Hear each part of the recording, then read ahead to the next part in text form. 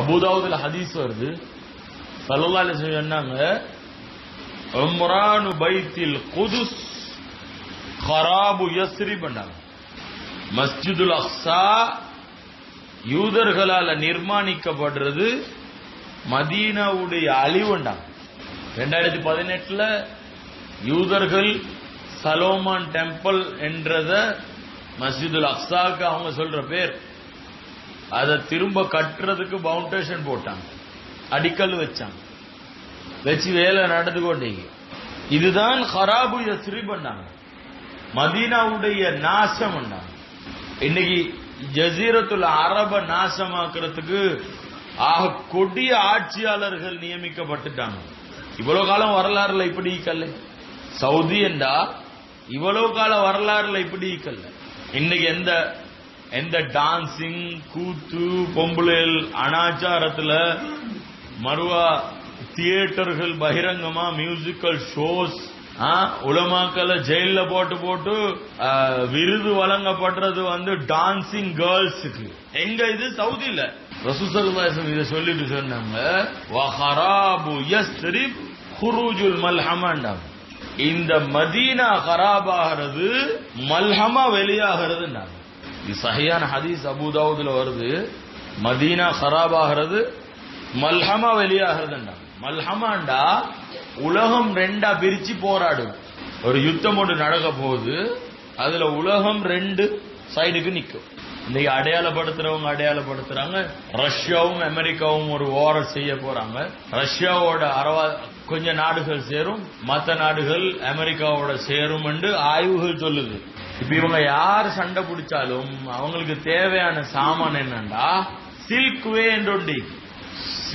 என்று இங்க சிலோன்ல அதை பத்தி உண்டான பேச்சுகள் மிச்சம் போறோம். வெளியில நீங்க கேட்டு பாருங்க, நிறைய பேசப்படுது. சில்க் வேண்டா பிளைட் கண்டுபிடிக்கப்படுறதுக்கு முன்னால கடல் மார்க்கமா இருந்த இயற்கை பாதைகள், கடல் மார்க்கமான இயற்கையான துறைமுகங்களோடு உள்ள ஒரு டனல், இதை கைப்பற்றணும். அதுல பிரதானமான இடம் இந்து சமுத்திரத்துல எது? ட்ரிங்கோ ஹார்பர். இப்ப இந்த ட்ரிங்கோ ஹார்பரை கையில் எடுக்கிறதுக்கு 2007 ஆண்டுல இருந்து கவர்மெண்டோட அக்ரிமெண்ட் பண்ணி வராங்க அமெரிக்கா. இப்ப கூடுதலான நாட்டுடைய தொடர்பு சைனாவோட.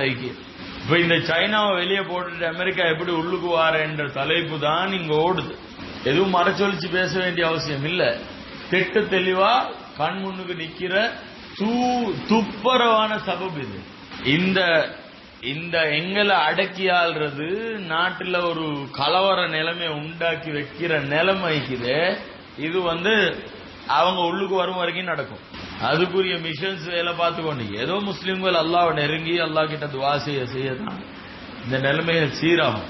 என்றாலும் இந்த மல்ஹமா நடந்துதான் ஆகும். மல்ஹமாக்கு பின்னால நடக்க போறது ரசூல் ஸல்லல்லாஹு அலைஹி வஸல்லம் சொன்னாங்க, வ குரூஜுல் மல்ஹமா ஃபத்ஹுல் குஸ்தன்தீனியா. மல்ஹமா வெளியாயிட்டா அதுக்கு போற குஸ்தன்தீனியா வெற்றி கொள்ளப்படும். அதாவது துருக்கியில ஒரு இடம்.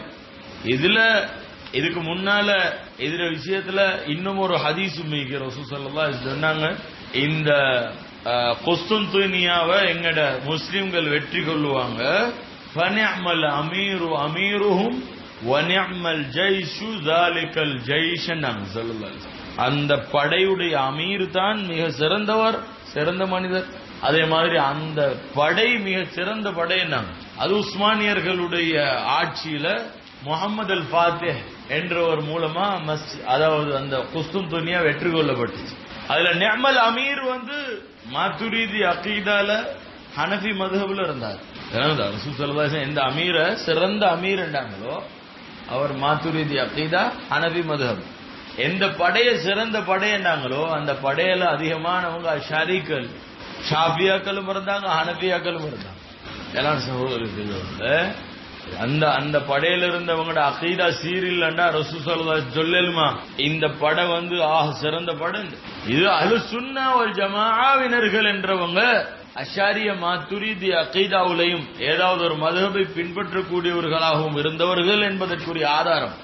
இரண்டாவது, திரும்ப அந்த ஃபத்ஹுல் குஸ்துன்தீனியாவை பத்தி ரசூல் ஸல்லல்லாஹு அலைஹி வஸல்லம் சொல்றாங்க, இந்த மல்ஹமாவுக்கு பின்னால நடக்கிற ஒரு ஃபத்ஹ், திரும்ப ஒரு வெற்றி கொள்ளப்படும் அந்த குஸ்துன்தீனியா.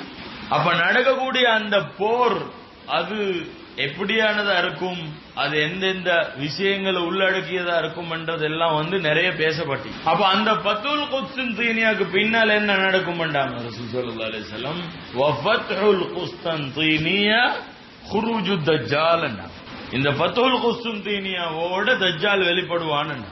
அப்படியா இருந்தா அந்த ஃபத்ஹுல் குஸ்தந்தீனியா நடக்க கொள்ள இமாம் மஹ்தி அலைஹிஸ்ஸலாம் வந்திருப்பாங்க. இமாம் மஹ்தி அலைஹிஸ்ஸலாம் வந்திருப்பாங்க.